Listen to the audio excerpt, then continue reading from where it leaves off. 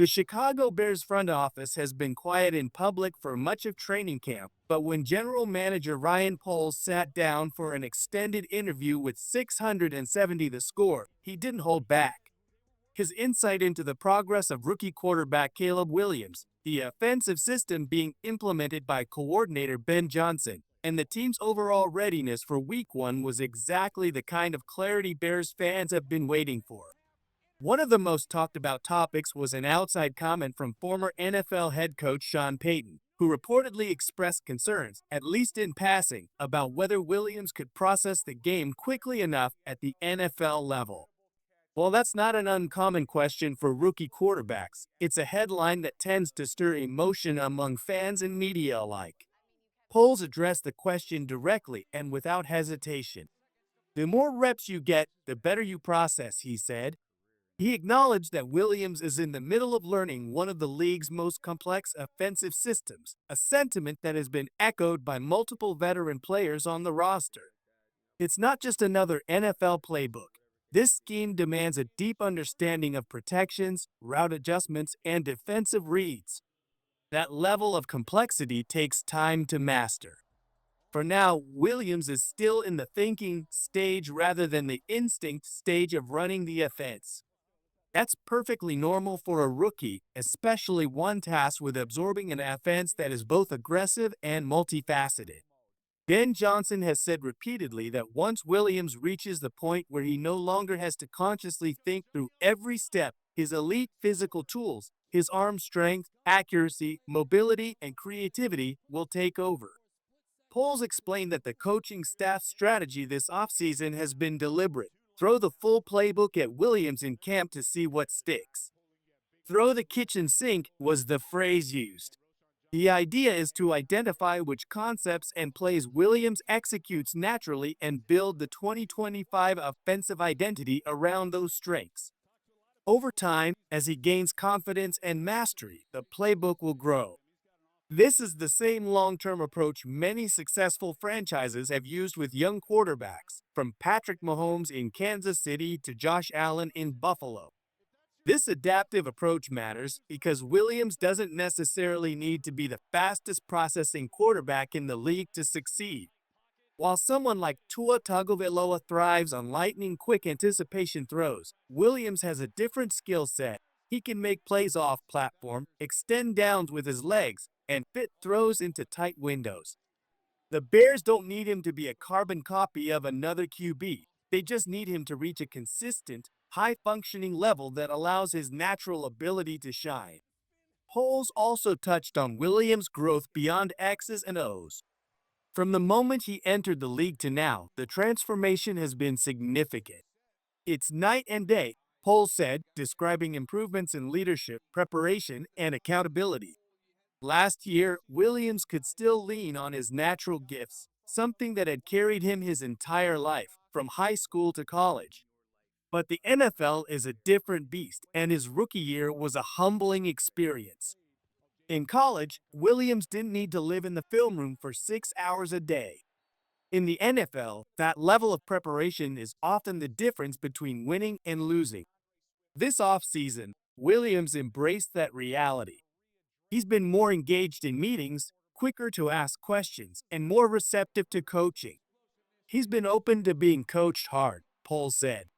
Not only has he been open to it, he's been asking for it. Veterans have noticed. Offensive guard Jonah Jackson compared Williams to experienced quarterbacks like Jared Goff and Matthew Stafford in terms of his presence in the huddle and his approach to preparation. That's a strong endorsement from a player who's blocked for multiple high-level signal callers. Ben Johnson has also been vocal about Williams' work ethic. From film study to on-field reps, the rookie has been intentional about improvement. The physical gifts were never in question. It's been about meshing them with a mental command of the game. As Week 1 against the Minnesota Vikings approaches, the goal is to make Williams as comfortable as possible within the framework of an offense designed to highlight his strengths. Still, Poles was careful not to oversell the idea that everything will be perfect right away. Processing speed varies from player to player, and not every quarterback reaches the same level. Some guys just process better than others, he said, noting that for some, it never fully clicks. The hope is that Williams lands in the good enough category quickly enough for his physical tools to carry the rest. While the Caleb Williams storyline dominates headlines, Ryan Poles used his interview to spotlight another crucial figure in the Bears' transformation, offensive coordinator Ben Johnson. His arrival has been more than just a schematic shift. It's been a cultural one. From the moment Johnson stepped into the building, he brought an intensity that players both respected and responded to. Poles admitted he already knew Johnson was sharp, having faced him before and seen his play designs up close. What he couldn't fully evaluate before the hire was how Johnson would lead in the meeting room, how he'd handle adversity, and how he'd build and manage a staff. On all counts, Johnson has exceeded expectations. The new coordinator has created a practice environment that is both competitive and disciplined. The Bears' recent joint practice sessions have been described as some of the most focused, high-energy sessions reporters have seen since the Lovie Smith era. Tariq Stevenson even remarked that he wished every practice carried the same intensity. Johnson's approach blends accountability with a clear structure. Wide receiver DJ Moore described it as scary in a good way, meaning there's a healthy pressure to perform. If you're not doing your job, you're told directly, Moore said. This is not about belittling players. It's about creating a standard and holding everyone to it. That's a stark contrast to last season, when accountability sometimes seemed optional. In 2024, communication between players and coaches often broke down. Now, there's a mutual understanding. Everyone is responsible for meeting the team's expectations. That mutual respect allows for honest feedback without damaging relationships. Johnson's schematics are another key factor. His offense is not static. It evolves each week to exploit opponent weaknesses while maximizing his roster strengths. That flexibility means the Bears won't rely on a single identity. They'll adjust based on matchups, personnel, and opponent tendencies. For Williams, that means the game plan can be tailored to his comfort zone while gradually expanding his responsibilities. Even Poles admitted that while he felt confident about Johnson's offensive acumen when he made the hire, seeing him lead the group in person confirmed he had made the right call. This guy can lead the group, Poles said, praising Johnson's ability to earn player trust quickly. Still, as with any coaching tenure, the real tests will come when adversity strikes, when the Bears face losing streaks or key injuries.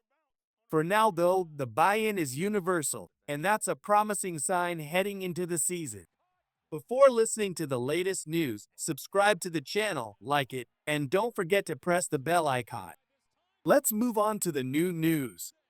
While quarterback and coaching discussions dominate headlines, another storyline has been quietly building at Hollis Hall: the battle for the number 2 running back job behind DeAndre Swift. Ryan Poles' comments suggest that rookie Kyle Monangai may currently have the edge over Roshan Johnson. Monangai has impressed coaches with his vision, contact balance, and patience, traits that can't be captured in a stopwatch. His hands are a lot better than I thought they would be, Poles admitted, noting that Monangai has been reliable in the passing game. Johnson's absence due to a foot injury has given Monangai more opportunities, and he's making the most of them. Observers have compared his running style to former Steelers star Le'Veon Bell in terms of patience, waiting for blocks to develop before hitting the hole. That's an advanced skill for any running back, let alone a rookie. In fact, some argue Monangai might already be the team's best vision back, even ahead of Swift, though the veteran has been praised for improving in that area during camp. The situation with Roshan Johnson is more uncertain. Officially listed with a foot injury, he hasn't been seen on the field in over a week. The lack of public updates has left fans speculating about his status. Travis Homer remains in the mix, but at this point, Monangai appears to have taken a significant step forward in the competition. The final decision will likely hinge on the next 2 weeks, including joint practices with the Buffalo Bills and the final preseason games. If Monangai continues to produce, the Bears could open the season with a 1-2 punch of Swift and Monangai, a combination that offers both explosiveness and reliability. Final thoughts, 10 key takeaways. 1. Caleb Williams is progressing steadily, even in a complex offensive system. 2. The Bears' tailored approach to building the playbook around Williams is smart and sustainable. 3. Ben Johnson's leadership has energized the locker room. 4. Accountability has returned to Hollis Hall. 5. The offensive scheme's flexibility will be a weekly advantage. 6. Kyle Monangai is emerging as a serious RB2 candidate. 7. Roshan Johnson's injury situation remains a question mark. 8. DeAndre Swift is locked in as RB1 and showing improvement in vision. 9. The Bears' overall preparation and discipline are on the rise. 10. The optimism surrounding this team feels genuine and justified.